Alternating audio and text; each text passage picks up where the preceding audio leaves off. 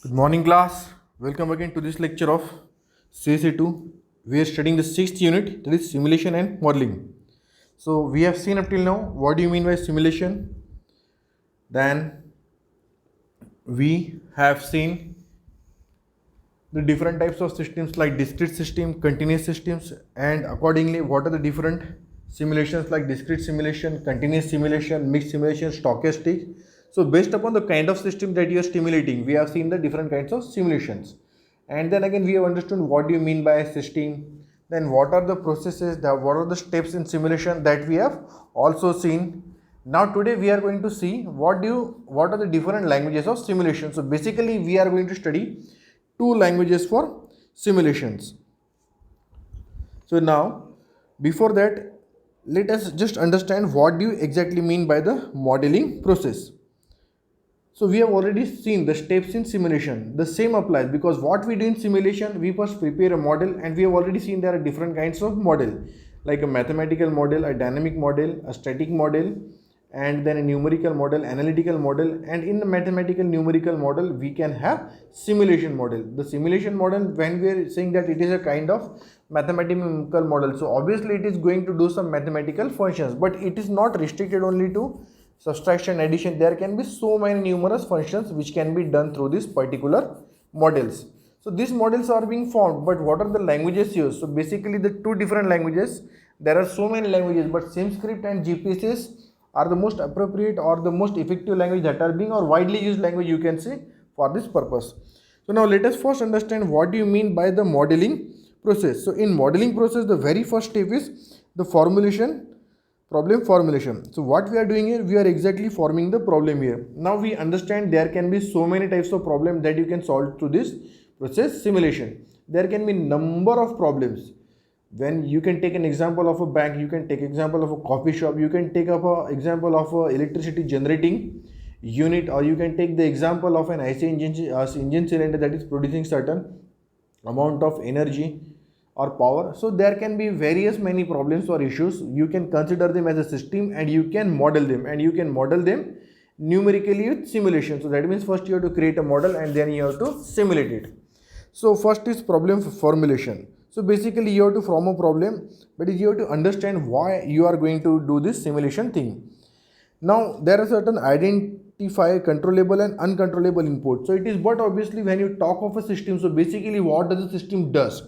It takes an input, it processes it and produces an output. Very simple. Input, processing and output. That is a very basic and simple concept that makes you easily understand the system. So in that system there are certain variables which are beyond your control and there are certain variables which are controllable. So we have to first identify which are the controllable factors and which are uncontrollable. So if there are certain uncontrollable unit, we can, what at max do, we can try to avoid them as many as possible. Suppose the system is made of 10 different parameters and out of this there are 4 parameters which you cannot control. So if it is at all important or they are having a significant or a prominent effect in the system, then and only then we can continue with this uncontrollable input, or else we can directly go for the controllable inputs. So that is one of the part.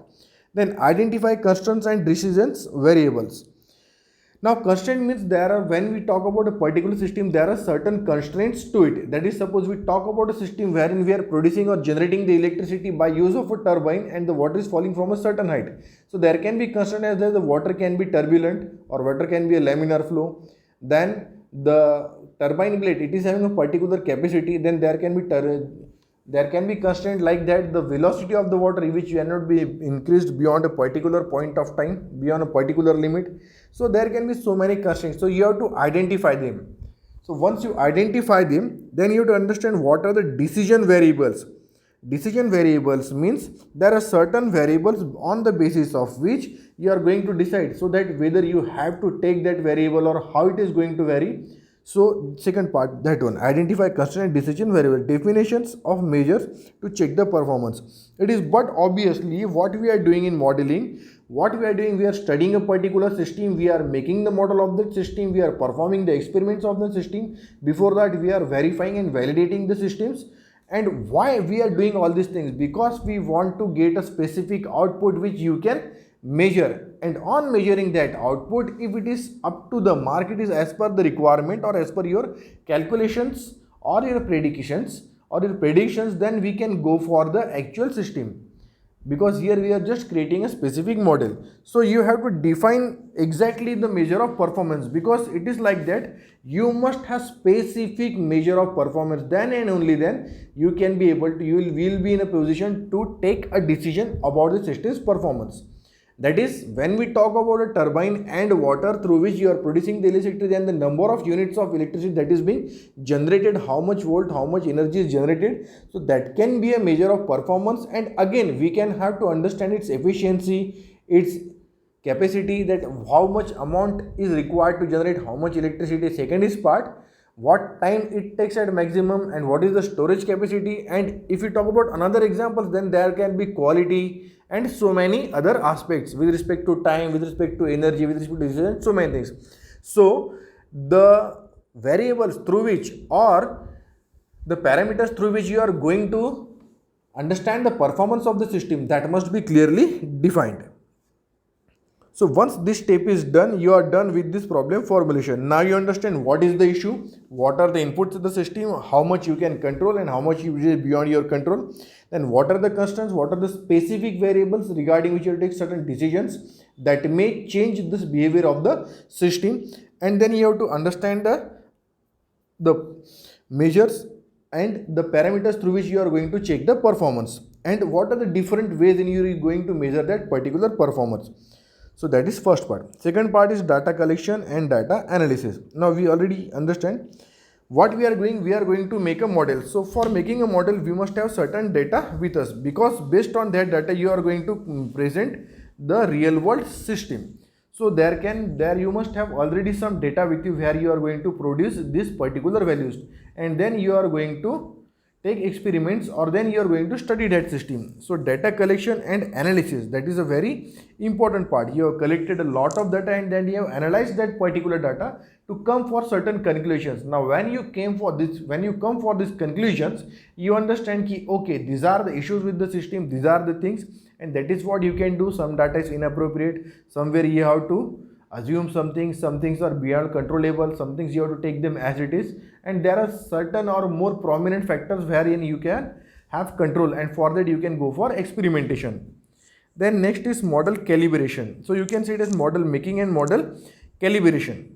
So calibration means you have to make the model, you have to validate the model, you have to verify the model. Understand the difference between validate and verify. I have already told you, verify means you have to check whether it is up to the mark, and then you have to validate that what working that we require from that specific model.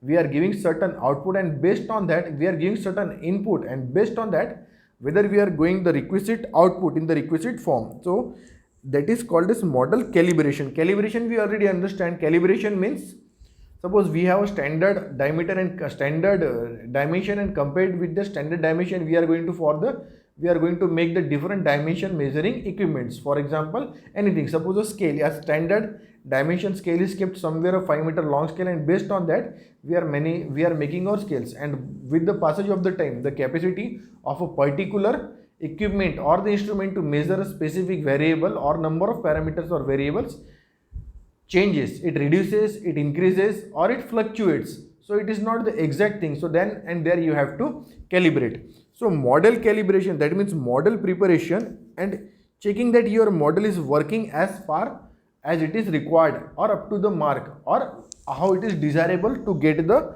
output. So that is model calibration. Then input and output analysis.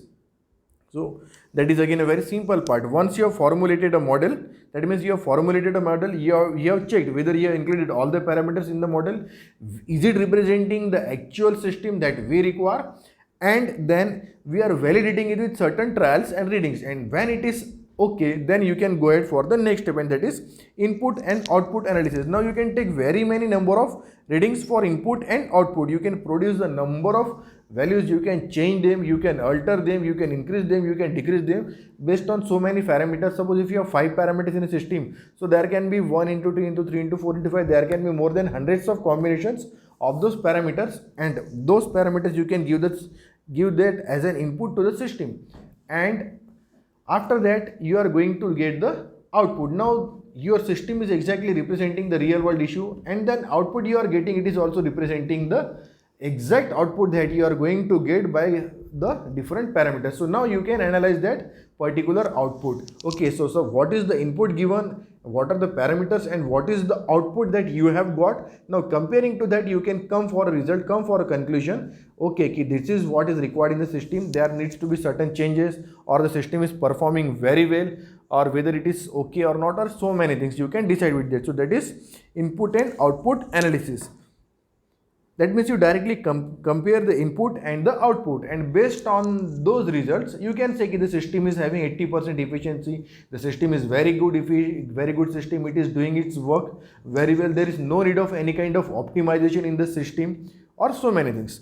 Then next is sensitive estimation. So it is like about based on this particular analysis, what we can do, we can go for the estimating of that particular system. Now there are certain prominent variables, there are certain variables which do not affect the system so much. And what is the sensitivity? Sensitivity means कि if certain things goes beyond control, then how is your system going to manage all those things? That if a specific parameter, environment, something goes beyond control, then how much sensitive your system it is to not get affected by the specific things, to remain unaffected and to continue its functionality as it's been designed for. Now last thing is optimization. Now once you understand the system very well,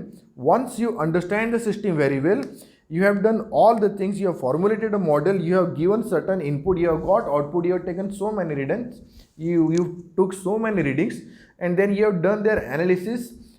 And once you came to know all these things, all this data, then you can go for optimization if there is a scope for it. So you can optimize the system, as you will understand that by increasing a particular parameter X, you are going to get a specific value higher. So you can increase that parameter, or by decreasing a specific parameter, or by changing a particular kind of environment, or any kind of a very small design changes, or any numerical, or any whatever it is. So you with the changes in the model. So that is called as optimization, for the optimized performance of the system. So this is all about the modeling process. That is problem formulation, data collection, model calibration, input and output, sensitivity, optimization, estimation and optimization. Same applies for simulation also. It is about the same thing. Last you can add simulation. Now we go for simulation. So there are so many languages available for simulation. You can see like GPSS, Siemens, SLAM, SimScript, Arena, etc. And we are focusing mainly on, we'll be concentrating on GPSS and SimScript only. Now there are debate in discrete event simulation whether to use a general purpose programming language or a special purpose. Now general purpose languages, like you can say Fortran, that is for transactions, for calculations, mathematical language, C, CPP, Java, etc. We know these are the general purpose languages. You are already using these languages. A lot many applications are being there. Even the majority of the IT industry in major run upon these languages only, basically Java and .NET. These are the two languages. There are so many other languages also, but most of the coding and the programming is being done in this only. SharePoint server. Now people go for Python and so many things. So these are there are certain open source languages. So there are very many constraints, issues and things about them. So these are the general language, but when we talk about the simulation languages, they are different from this language, because what we are doing in simulation, we are taking the different readings. It is not like that you are just making a program. You are making a program for certain readings in that. And we understand the discrete event simulation, general purpose language or a special purpose language.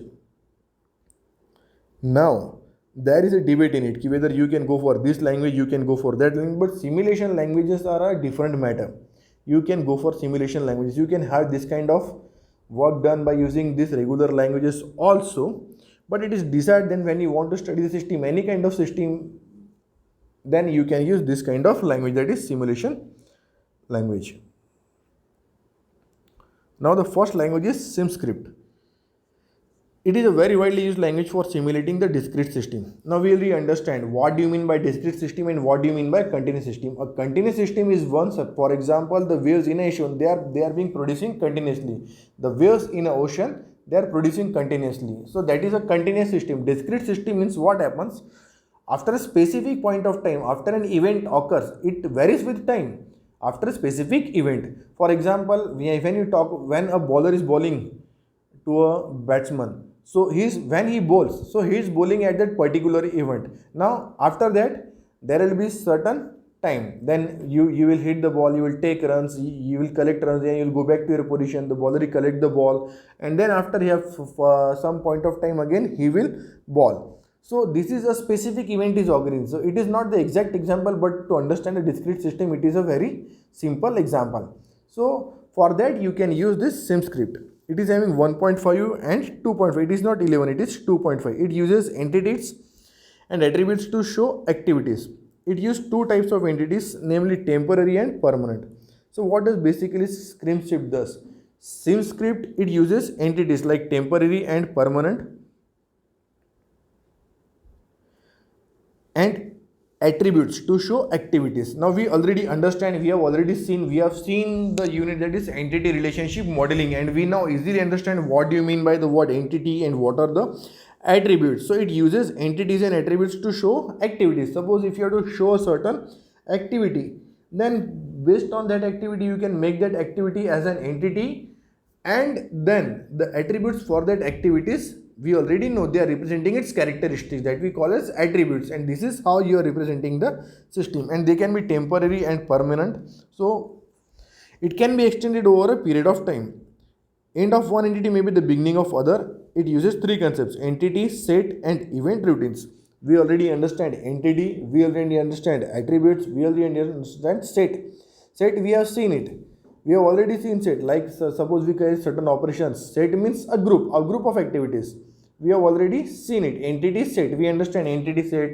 Then we understand the binary versus ternary set. So we have seen it in the entity relationship diagram. Entity means is a particular anything that is having a particular physical existence, you call it as entity, and a group of such entities you can call it as an entity set.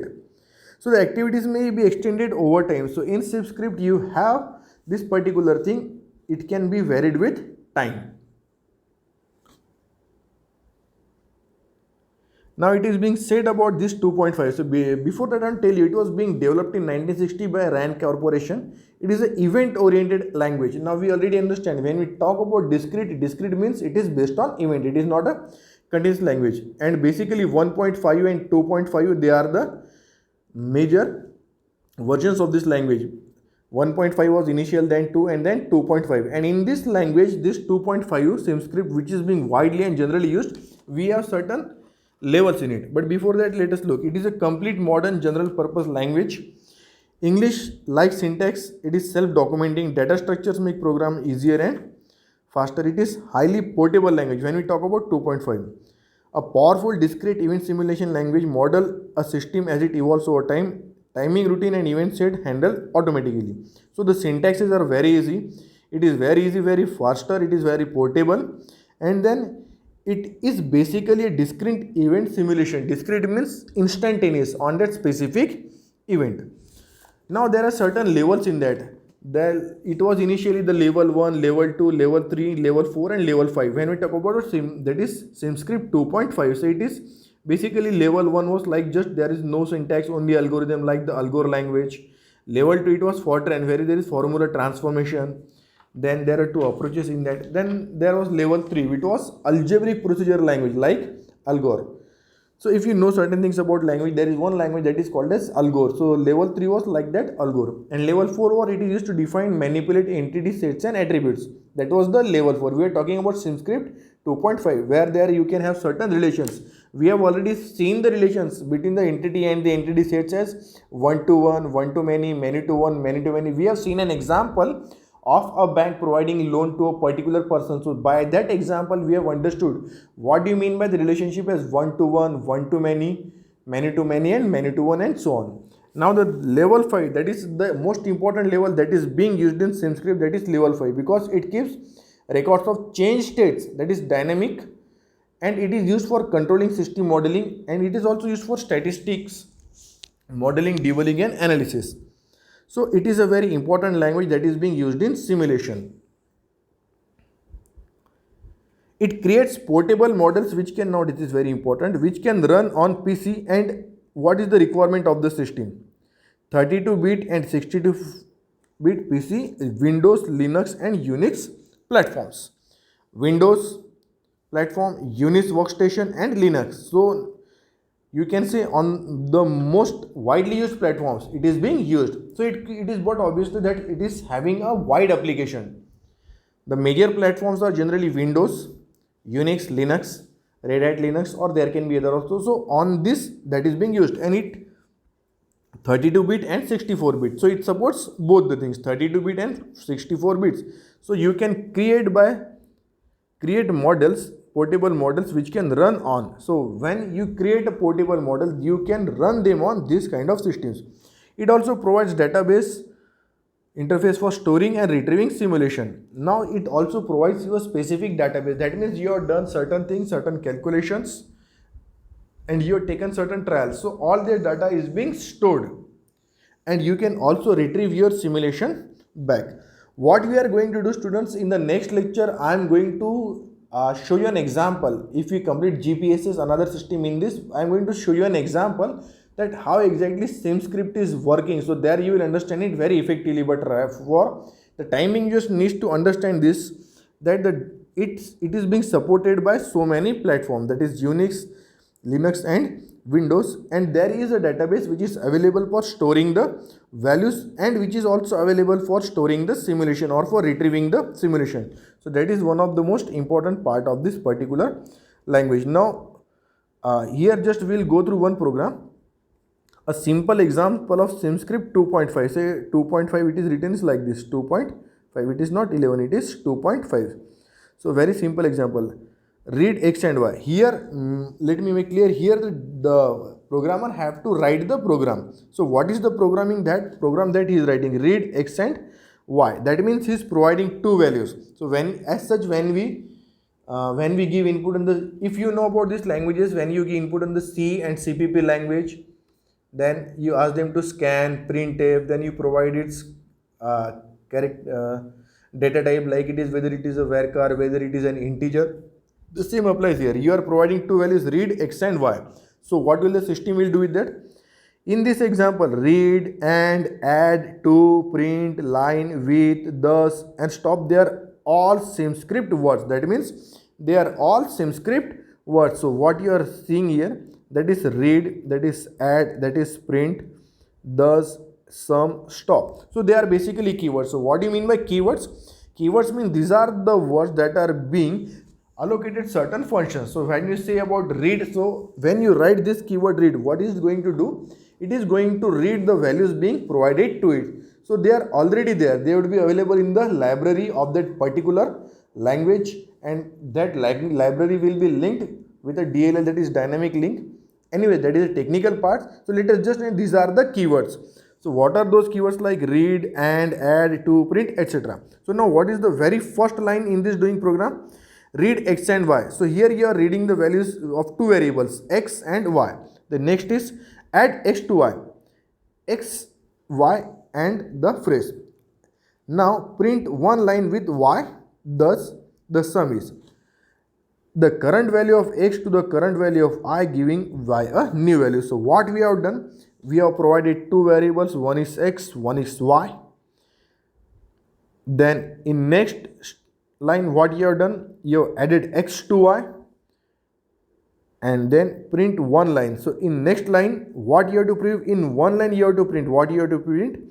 The sum is this much. So what would be the sum? Suppose you provide two values like 3 and 4. So it will add and it will give you the output that this, the sum is 7. So this is the output that you are going to get by this particular program. The sum is our expressions provided by the programmer, and here you can say it consists of read the values of two variables X and Y from the input data. So that was the very first statement. Add these variables together. So here you are reading the variables of two variables, here you are adding the values. Print the sum of variables. So you have to print one line, that is you have to print in one line the sum of two variables. Print one line with Y. The sum is, now print one line with Y. Now what is happens? You have added X to Y. So that means X is 3, Y is 4. So what you have done? You have added 3 plus 4, but this is the value of Y, because what you have done? You have add X to Y, and then in the next line print the sum, the sum of the variables along with the message. And what message you have to print? The sum is this. So what output you are going to get here is the sum is, and what is the sum? That is 7. So you are going to get this output, the sum is, and last thing is stop. So here the program stops. So nothing should be, nothing is required to go beyond this. Now, very important part, that we understand what is sim script. Very important part is that how to use this sim script. So just from the beginning, that when you start your computer, what thing that you have to install, then how you are going to write this program, and how you are going to get the values, and where the simulation part is being covered in it, and how it is being done. So that I will explain you in the next lecture. Exactly the working. Here we understand, but step by step process. If you have already gone through such C and CPP programming, then you will easily understand these things. Ki okay, there would be a certain application, a certain app, like for C we generally use Turbo or whatever it is, or for you use a framework for .NET. So this kind of thing, that is a Visual Basic framework, or likewise. So use a particular framework, and that is Visual Studio. You use that framework for .NET. So for this language also, what exactly is required to be installed or to be updated or to add on in your particular system, which may be Windows, Linux or Unix, having Unix OS 32 or 42 bit, and then how to go into that, and how to write the program, and how you are going to get the output. So that is all what we are going to see in the next unit. Next unit and not next lecture. Execution cycle of a SimScript program. The event notices are filled in chronological order. Okay, one by one the event goes, so it is a chronological. When all the events can be executed at a particular time having process, the clock is updated to time of the next event notice, and control is passed to the event routine identified by the notice. So one event takes place, then another event takes place, and after first event is completed, the clock has been updated and it goes for the next event. It is very simple. The event notices are filled in chronological order.